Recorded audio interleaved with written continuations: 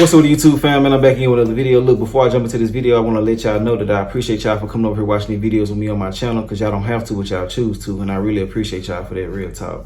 But anyways, man, we're finna jump straight into this whole Alpo situation, which I know a lot of us already know what's happening and stuff like that, but I got a couple of more clips and different videos, you know what I'm saying, talking about, you know what I'm saying, the past events that he was going through before he died and stuff like that or whatever. So, yeah, man, for those who don't know who he is, he's an ex-kingpin that was in Harlem. He used to sell a whole bunch of drugs and stuff like that. He ended up going to jail for killing 14 people. He also killed his friend as well. So yeah, man, he went to jail and he ended up telling on a lot of people to get out of jail. And after he got out, which was in 2018, I think, he just been out here, you know what I'm saying, been in the same people's face that know that he told, you know what I'm saying, he was just out here acting like he didn't do what he just did, you feel me? He was just living his best life out here on motorcycles, doing all type of different stuff, drop top cars, you know, just different things. So he ended up getting killed the other night. We're gonna go ahead and watch this, and I got a couple clips of different things in here, like I said before. We're gonna go ahead and check it out. I'm gonna tell you what I feel about it during the video and after the video. So if you don't want to hear me talking during this video that's on my channel, all you gotta do is get up off of my channel, go find it somewhere else. I swear it's so easy to do, real talk. But if you're a loyal supporter of mine or even a new supporter, all I want y'all to do is hit the like button for me and tell me what y'all feel about this in the comment section. And add all my social medias. They're going to be in the comment section as well. Add my Facebook, Snapchat, second YouTube channel. All that's going to be down there if y'all want to add it. If you don't want to add it, I ain't doing no tripping on that. Let's go ahead and jump to this whole situation with him and see what's going on. Hey everybody, I just wanted to let you know that we can confirm now that the man who was shot and killed on Frederick Douglass Boulevard around 3:20 this morning on Sunday, October 31st in Harlem was in fact Alberto Alpo Martinez. Now, part of the confusion about whether it was him or was not him had to do with the fact that he was in a witness protection program, and the name that was on all of the ID that was found on his body, according to my law enforcement and police sources, the name was Abraham Rodriguez of Lewiston, Maine. And it turns out his driver's license, his social security card, other ID that he had on him was in that name. But we can now confirm from multiple law enforcement and police sources that in fact it was Alpo. I'm going to have much more on this for you on the Fox 5 News at 10, which is... That's weird as hell, though. You out here with a whole nother identity, you know what I'm saying, in the same people's face that you grew up around, and the people that know that you did what you did in the past, you know what I'm saying? It's kind of contradictory to me. That's just how I feel about it. I don't understand what the hell you doing, you know? I mean, I don't know if he was still working with the feds or whatever the case may be, which I'm not saying he was. I can't put that on that man, but damn, just to still be up under protective custody, it don't make sense to me, because normally when you're not in protective custody anymore, you feel me, once you're out of their jurisdiction, they normally wash their hands with you. They don't want no more parts of you because you're not following their rules and stuff like that. So yeah, they not gonna just sit here and just let you be employed or let you still be up under their protection, not doing what they want you to do. You feel me? He's still out here just living his best life, like I said before. But it is weird as hell to still be around the same people that know you did what you did with a different name and stuff. Just go ahead and be you all the way. Just cancel everything. Just be out here. You know what I'm saying? Don't be double dipping. That's just how I feel about it. Let's get back into it though. Coming on late tonight after sports, but will be worth the wait. So check me out, Fox 5 News at 10. This notorious drug lord, Alpo Martinez, shot and killed on the streets of Harlem. He was a larger-than-life figure who seemed to defy death. Fox 5's Lisa Evers goes over who he was and why he might have had a long list of enemies. We know. He was one of the city's most notorious drug dealers, famous since the 1980s for his murderous ways and mountains of cash and drugs, immortalized in dozens of rap songs and the movie Paid in Full. But it all came to an end for Alpo Martinez right here on the streets of Harlem, right where it all began. These are exclusive photos of Alberto Alpo Martinez on previous visits to Harlem in recent years. But his latest visit turned out to be his last. On Sunday, about 3:20 a.m., police were called to Frederick Douglass Boulevard near West 147th Street. A dark red pickup truck crashed into parked cars. The driver was shot 5 times in the chest through the car window and killed. I heard 5 shots, 1 and then four consecutive shots after that. It was Alpo, but his driver's license and other IDs had his witness protection name of Abraham Rodriguez with a Lewiston, Maine address. The murder scene stretched for blocks up to 151st Street. Alpo had been given a new identity when he was released from a Colorado Supermax prison in 2015 after serving more than 20 years for 14 murders. But instead of lying low, he couldn't seem to stay away from New York. He's been seen riding around Harlem most of the time. he's been seen down in Harlem a lot. In addition to the murder convictions, Alpo was widely believed to have turned on many of his former associates in order to shave years off what could have been a life sentence. There is no shortage of people who may have wanted payback. Other than them facts though, there ain't no allegedly or none of that shit to that. He did tell on people to get up out of jail. I think that he had a problem with his pride. You know what I'm saying? He couldn't accept the fact that people was looking at him a certain way, even though they know what he did. He just had to go ahead and show people that he still can be out here, which is dumb as hell. You feel me? If you know that you already got a lot of stuff over your head, bro, it's okay to swallow your pride and move forward. But a lot of people not realizing that a prideful spirit is not of God. You feel me? You're not going to get too far with that. You know, you got to go ahead and do what you got to do to go ahead and maintain your freedom in your life. You know, you just don't want to be out here just doing crazy shit just to go ahead and lose it all just like that over your emotions and stuff like that, because you're not thinking with your brain when you're moving, how he moving. He really ain't even got no tint on his windows. Like, he's not trying to be incognito at all. He out here, like I said before, he out here just living his life, his best life at that. You know what I'm saying? Doing whatever the hell he want to do when he want to do it. And it's crazy as hell to be out here moving like that after you did what he did. You know, it just don't make no sense to me. But let's get back into it, though. him being who he is, there seems to be a thing with guns going on that everyone's, you know, it's getting out of hand with the guns. Everyone seems to have a gun right now. He showed his calls and everything. Alpo may have been shot while sitting in his car further down the block and then tried to drive away to escape. Investigators will be looking at forensic evidence as well as surveillance video to get a clearer picture of what really happened. In Harlem, I'm Lisa Evers. Pulled up right here. He got into the van. He got into the van right here. And once he got into the van, I knew I had to lock. I locked the doors. And as I was pulling off, I was asking him, because it didn't take long after I pulled off, I was asking him like, yo, Rich, where did you get that coke from, man? That shit was good, because I wanted to make him comfortable. That shit was good as a motherfucker. He's like, I got it from my connect. So yeah. For those who don't know who he talking about his friend that he killed. Well, let's get back into it though. I know some people ain't gonna know what he talking about. So from there, I knew he was lying. I turned to my little man. I gave him the nod. Once I gave him the nod, my little man spent, because he was short so he could stand up in the van. Next thing you heard was the 2 gunshots, bang, bang. Richard slumped over, and it happened. It happened right here. It happened right here. At this light. At this light, it happened. I'm saying, in my mind, I'm saying to my little man, yo, he's dead.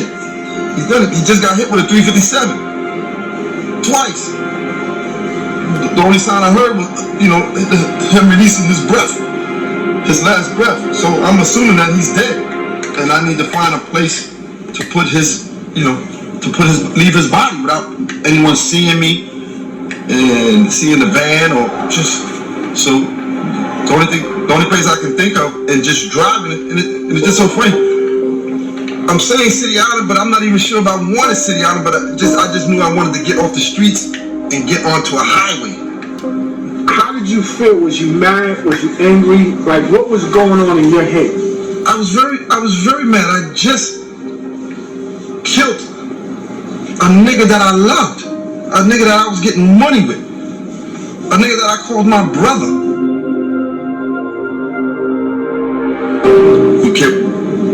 We kept driving this way, and until I can find a remote spot to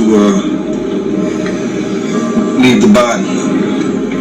Go around this turn right here. Yeah, loop it real quick. It was somewhere over here. So I pulled over like right here, just threw the van up on as close as I can to the rail. Once I pulled over, my little man, Gary's probably like 5'3", 1 something, so I'm trying to stay behind this. I'm trying to stay behind the steering wheel. I'm trying to stay in the driver's seat just in case we gotta pull off, and have him go dump the body. But when he went to go try to dump, get Rich out the car, he couldn't pick him up.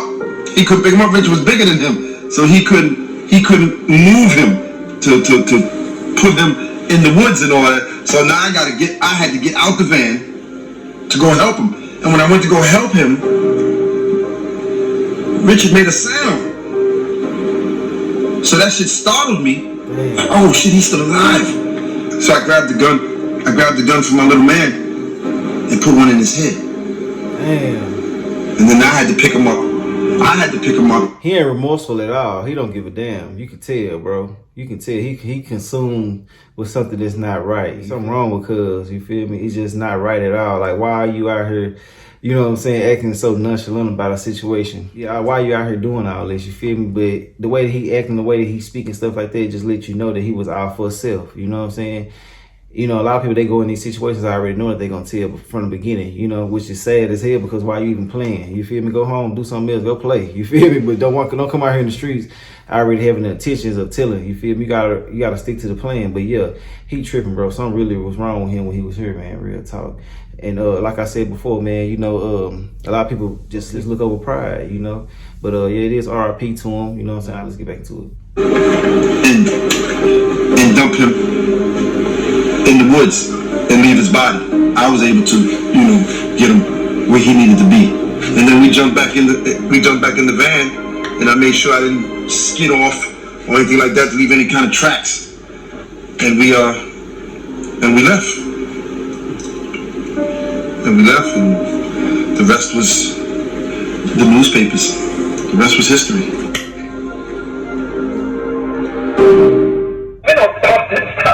When Richard was when that happened to Richard, I don't understand that statement, but that's the way he felt. And again, I guess he feels better if he glorifies him. So, but let's keep it real now. How did they even get the idea that you killed Rich? Huh? How did they find out that you killed Rich? I told them. You told them? I told him. You told AC? Yeah, I told AC I killed Rich. Why'd you tell him? I was on the phone talking to him, and I said, I know you want to know. Because I got to talk to certain people. How did the police know? Huh? How did the police know? The police? Right. I told them. You told them too? Yeah. Damn. I had to confess to all these murders and all that. Oh, okay. Just in case it came up later. Right. When you in that situation as far as dealing with the government or cooperating, you don't just tell them. You got to tell your department too. Yep. Okay. You don't just tell what other people did. You got to tell what you did too. It's like a double-edged sword. Okay, I got you. You know how a serious misconception as far as, you know, snitching or cooperating and all that. When you sit down with them people, it depends who you are and what your dealing is and all that. But since I was at the top of the totem pole, right, they want you to tell everything. I got to tell everything that was my involvement. Everything I had something to do with, I had to. So I was the person who executed Rich. So I had to tell. I couldn't just say, Gary killed him. No, I had something to do with that also. I was there. I pulled the trigger also. You pulled the trigger also? Yeah, I pulled the trigger also. I mean, You see how he's saying it? He don't give a damn. Yeah, he's saying it repeatedly over and over. I pulled the trigger. He wanted everybody to know this. You know what I'm saying? He really wanted to get credit for this whole situation. It's crazy, bro. Damn, I didn't know all this was going down. This is my first time seeing this, as y'all already know anyway. Damn, it's crazy that all this going down, bro. He was tripping back in the day. And then you could tell he was real selfish. Let's get back into it, though. When we first hit him, I want to leave that, but when he first was hit, he didn't die right away. Okay. Yeah. Damn. He didn't die? No, he didn't die right away when he first was sitting in that chair, no. So you had to hit him? Yeah. Why you didn't hit him in the head? That's when he got hit. Oh, okay. That's when he grabbed the door handle or whatever you said. He was on the door handle, man. You didn't get scared. Once again, I said you didn't even. You had the tinted windows and the bullet never shattered none of the windows? No. I was in a big van. Okay. I tell you, I wasn't scared and all that. And all that I wasn't scared. No. And all those things, I'm gonna be true. No, I never came. I just always wanted to make sure I got away with it and I did it right. But as far as being scared, no, I wasn't really scared. I was more scared dealing with these white folks than anything. We know. That's what I was scared about, standing in front of that judge and all that. That's when I was scared. But running them streets and doing all those things and all that, no, I wasn't. I always wanted to get away with it. I never wanted to get caught. But scared, like, no, I don't want to do that. No, I never. But I was more scared dealing with these I wasn't scared dealing with the brother man, but I was definitely scared dealing with the other man. Okay. And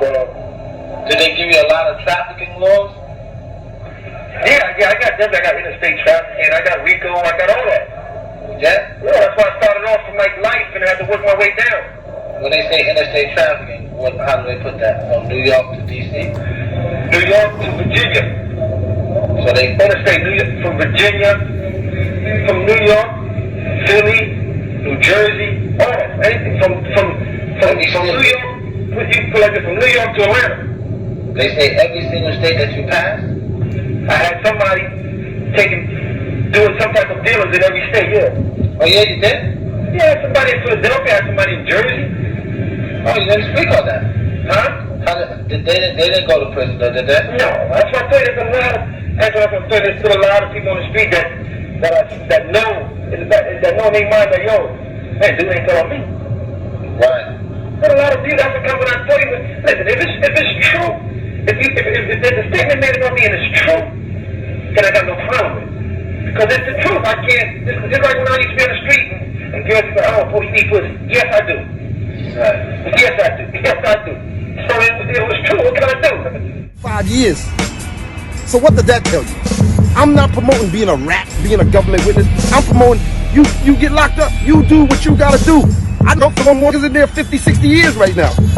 I know people who I talk to and they say, listen, this, that, and other. Listen, you do what you got to do. I don't promote being a rat government witness. I promote do you. Because the code of the streets, that's where you're gonna get poked up at. Because there is no code. Because what code is that you kill your mother against your mother because you trying to get at him? I didn't live by that code.